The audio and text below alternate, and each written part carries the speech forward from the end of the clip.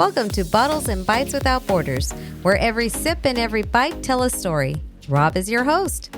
Each week, he will take you on a delicious journey, from vineyard tales and distillery secrets to culinary traditions.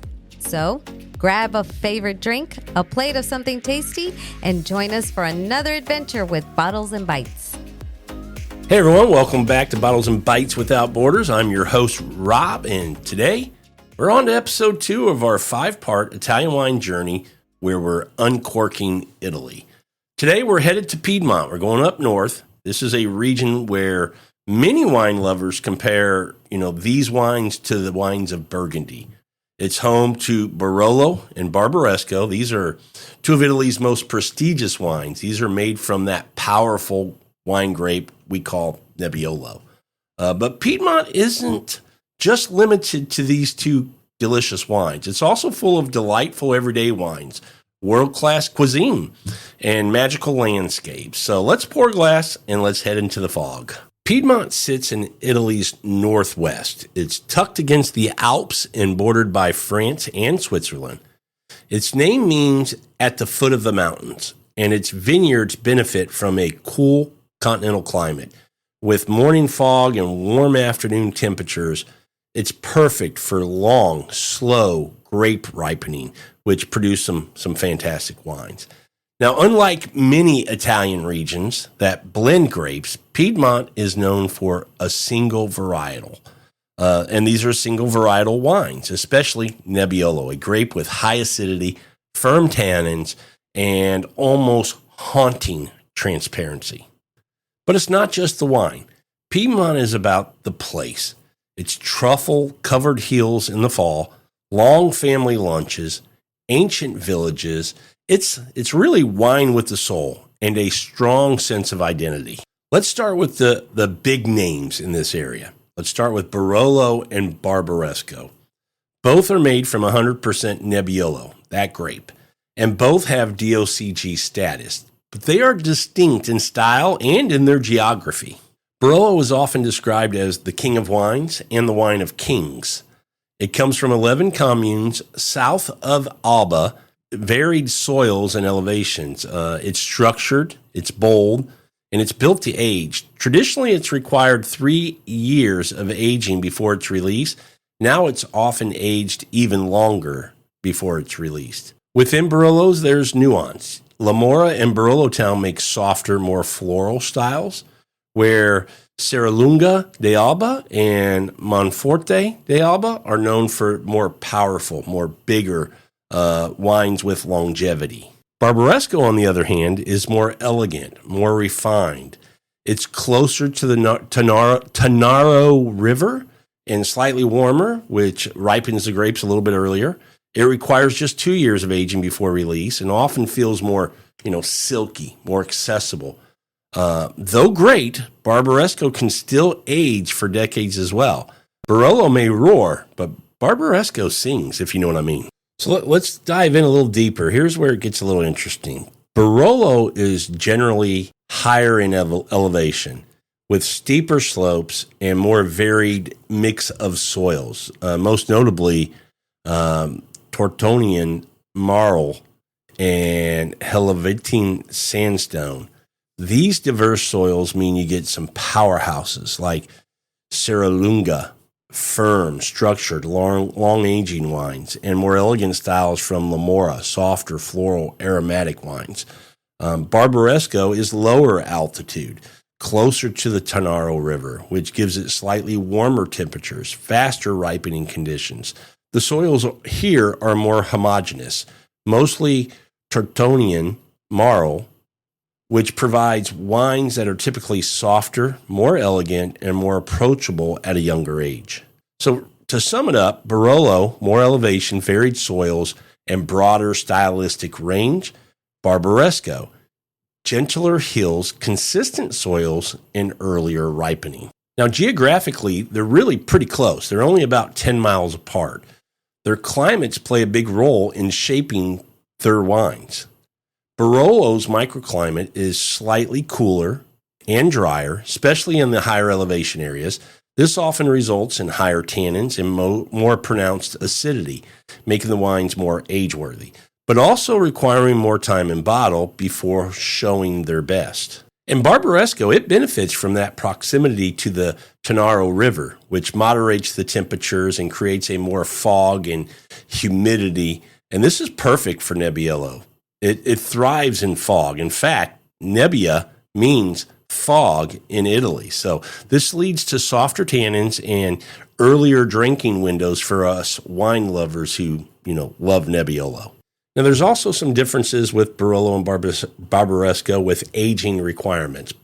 Barolo needs to be aged a minimum of 38 months with at least 18 months in wood and 62 months if you're going to make a Reserva. So, Barbaresco requires 24 months with 9 months in wood and 48 months for a Reserva. So the shorter aging requirement in Barbaresco reflects its softer tannin structure, earlier maturity, while Barolo's longer timeline matches its more structured and austere profile. It doesn't have anything to do with, well, Barolo's a better wine. It really doesn't. It's stylistically different, but not necessarily better. Now, some people might have the opinion it's better, and that's fine. That's subjective. But for the aging requirements, it's not something that's an indicator of quality. It's just because of the styles of wines. That's where they're at. And talking about styles, let's jump into wine making styles for these wines. Wine making plays a big role too. For years, Barolo was steeped in traditional practices, right? Long macerations, large Sauvignon oak botties, and wines that took, more than 10 years to soften and be ready to, be drunk. But in the 1980s and the 1990s, the Barolo Wars broke out, right? Traditionalists versus modernists. And the modernists like Elio Altete shortened macerations, used French barriques, and emphasized fruit and elegance over power. Today, most producers in both Barolo and Barbaresco, they found some middle ground, right? There's this blending tradition with a lighter touch. But the legacy of those stylistic debates, it still continues today. Barbaresco, by comparison, never had as much conflict. It has fewer producers, less global attention historically, and a more cohesive stylistic identity. So often favoring finesse, perfume, and earlier enjoyment anyway. So it kind of flew under the radar, if you will, as far as the controversy behind, the winemaking styles of this region. And we're spending a little bit, more time on these two wines from the region because when you think Piemonte, that's what you're thinking. You're thinking Barolo and Barbaresco. But as we said in the beginning, there's a lot more to get to, and we're going to touch on them in just a few minutes because some great wines up in Piedmont. But let's talk a little bit about, what's the differences in the glass? What do these two wines taste like, Barolo and Barbaresco? Well, let's start with Barolo. It's often described as the king of wines. It's bold, it's structured, it's commanding. It's got flavors of tar, roses, dried cherries, tobacco, and some truffle. The tannins are firm and they're present. I mean, you can definitely get them. These wines are built for aging, and Barbaresco is known as the queen. It's more elegant, it's refined, it's silky. It still has that classic Nebbiolo character with roses, red fruit, licorice, but it's often more delicate with a softer mouthfeel and more drinkable within that 5 to 7 years of release. King and queen, same grape, same region, but different altitudes, different soils, aging requirements, and definitely different styles. Barolo brings the drama, Barbaresco brings the grace. Both are beautiful expressions of the grape Nebbiolo, and both deserve a place in your cellar or at your dinner table. I mean, absolutely do. If you have a favorite, love for you to reach out to us on our social media. If you have a favorite producer of Barolo or Barbaresco, hit us up in our socials. Email me. It's also in our link down below on this the description of this podcast. Love to hear from you guys on your favorite Barolo or Barbaresco. All right, let's move on. So you heard me say it a little bit ago. There's more going on in Piedmont than just Nebbiolo. Although it's great, it's not the only thing happening there. Piedmont is not a one grape wonder. In fact, some of its most drinkable and food-friendly wines are made from Barbera and Dolcetto. Barbera, juicy, vibrant, high acid, low tannin. Barbera d'Asti, Barbera d'Alba are your everyday red wines for pizza, pastas, roast chicken. And the thing I love about Barbera, again, and the thing I love about Italy, high quality wines that are not going to break the bank. Very affordable, great, fantastic value for wines. And Barbera, it is something that's distributed everywhere. So no matter where you live, where you shop, I don't care if it's grocery store or wine shop, big box store, you're going to find Barbera and probably multiple producers of Barbera to have some choice there. Fantastic wines. They really are. As you heard by the description of being juicy, vibrant, high acid, low tannin. These are things that might be traditional kind of, or might be a transitional wine for some people who like, big Napa wines to get into Italian wines because it does have that kind of profile. Absolutely love Barbera. It's probably my favorite pizza wine, Barbera d'Asti, my favorite pizza wine, but Barbera in general is just fantastic. Worth sipping on as well, and great prices. Dolcetto, on the other hand, might be a little tougher to find, but it's definitely worth seeking out. Despite the name meaning, the little sweet one, it's not sweet. There is no residual sugar. It's a dry wine. It's soft. It's earthy. It's got less acid, more fruit. It's great with cured meats. It's great with comfort food. Dolcetto is a delicious, beautiful wine. I think you're starting to see more and more of Dolcetto being available. It's getting either distributed more, or importers are just, for whatever reason, thinking it will be popular, and it will. And they're bringing it in a little bit more, and I'm seeing more and more of it around at different wine shops here in Houston. I hope that's the case around the country and around the globe, because definitely a wine worth drinking, and still in that value category. You can buy a beautiful Dolcetto for probably $17 to $25, and you're getting a fantastic wine. So definitely worth seeking out if you haven't had Dolcetto. Try it for sure.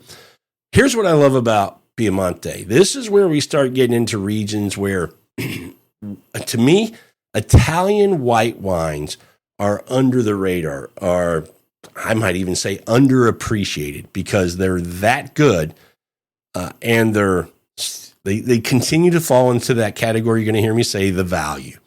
And so let's talk a little bit about white wines that come from this area of Piedmont. There's two that I absolutely love, which are Arneis, and Roero Arneis is probably the one I drink the most from Roero. These are floral, they're crisp, they're slightly nutty. They are a fantastic aperitivo wine. I had this for the first time at an Italian wine shop here in Houston. I was actually doing a wine episode with Jeremy Parzan, a wine writer, and he requested this bottle. We opened it and drank it while we were recording. It was my first experience with Roero Arneis, and holy cow, was I hooked. It's been in our cellar ever since. And I got to tell you, I have friends who are big white wine fans, and I remember having this wine and then having to go, quickly let them know what I had, my friends, let them know what I had and how great it was, and that they should experience this and try this. And I remember having a dinner, I don't know, a week later or whatever, and having those friends over and opening a bottle. And, it's always, when I love a wine and I have it for the first time and I just have this reaction of, holy shit, this is so good. And then you're able to share that with some friends, and then you see that same reaction from them. Holy shit, this is so good. Really makes you smile really big, because it's just fun to share great things like that. So Roero Arneis, definitely a white wine that is fantastic in this region. The only thing I will say about Piedmont, it doesn't have, some of the the great wine regions, red wine regions, the first one comes to mind is like, Burgundy has this white and red that are kind of connected for that region of being great and fantastic. There's only one region in Italy that does that. We'll talk about it later. It is an episode in this, Uncorking Italy series. But for the most part, most of the wine regions in Italy don't have that kind of connection with a white and a red. Although a lot of them have some great wines in there, they just don't have that relationship. So Piedmont's one of those. The next white wine in Piedmont I'm going to tell you about is Gavi. And this is made from the Cortese grape. This is lean. This is zesty. This is a seafood lover's friend. I mean, this is a fantastic wine. I drink a lot of Gavi Classico. It's one of our favorites. It's a white wine that, again, a similar kind of reaction to this when we had it. Not as much as the Arneis, but still worth having in your cellar. And that's the thing about Italy. When you explore Italy, I think it's known for its reds, but you really need to explore the whites as you go through all these regions because, to me, again, under the radar, underappreciated, if you will. White wines from Italy might be my favorite country to drink white wines from as a whole. May not be a single variety or a single wine that's my favorite, but as a whole, if I only have to pick one country, I'm probably going to Italy. Now, like all of Italy, when you go to these regions known for these wines, they're not just known for wines. I mean, Piedmont is not just known for its wine. It's a food destination. I mean, fall is truffle season, and nothing goes better with white truffles than a glass of Nebbiolo. So, imagine this, a plate of tahine, a hand-cut yolk-rich pasta, drenched in butter with shaved white truffle, paired with a 10-year-old Barbaresco. I mean, it's just pure magic. So when you're thinking about Italy and you're thinking about maybe visiting some of these regions, you do have to remember that in America, wine is this extra thing. That you have food and then it's like, well, do you want wine or not want wine? In Italy, it's not that, man. It's part of it. If you're having food, you're having wine. If you're having wine, you're having food. So it's just part of the landscape. It's one of the things I absolutely love about Old World and the way they consume wine. It is just part of the routine. It's part of the meals that you're having. So, Barasto al Barolo, a braised beef stewed in Nebbiolo, is another classic. Or try Vitello Tornato, which is this chilled veal in a tuna caper sauce with a Barbera. I mean, absolutely stunning food dishes that they have in Barolo. And I've got to tell you, a lot of people who are wine people that have been to a lot of the regions have mentioned to me that this is one of their favorite regions in Italy, a top 3 for sure, for food with wine. I mean, it's just a great place to go. And then, for dessert, you can have a sparkling. We didn't talk about that, but they do have sparkling up here, and it's a Moscato d'Asti, so it's going to have a little residual sugar in it. You could have that with something like a hazelnut cake, and trust me, it's heavenly. You're going to really like a Moscato d'Asti with, like a hazelnut cake. It's going to be delightful. So yeah, you heard me say, this is a great place to go visit. I will tell you, that the region itself, the people of Piedmont, it's one of the most welcoming wine regions for Italy, for travelers to Italy. You can stay in Alba, which is the capital of truffles and slow food, or in a hilltop town like La Mora or Nieve. You can rent a car, and you probably should rent a car. It's a must because this is, the countryside. It's dotted with family-run little wineries where tastings feel like catching up with old friends. The Langhi Hills is a World Heritage Site, and they are covered in vines and medieval villages. Bring a camera, bring an appetite, and bring some stretchy pants because you're going to need it. So whether you're sipping a structured Barolo in a hilltop cantina or enjoying a rustic lunch at a family trattoria, With a glass of Barbera, Piedmont is a place you don't just drink wine, you live it. So if you love wine, love food, and crave authenticity, Piedmont needs to be on your list, not just to visit, but to savor. Well, that's a wrap on episode 2 covering Piedmont. Next up, we're going to head all the way south in Italy to the island of Sicily, where volcanic soils and bold indigenous grapes are reshaping Italy's wine future. Until then, drink what you love, stay curious, and don't forget, the best bottles are the ones you share. Cheers, everyone.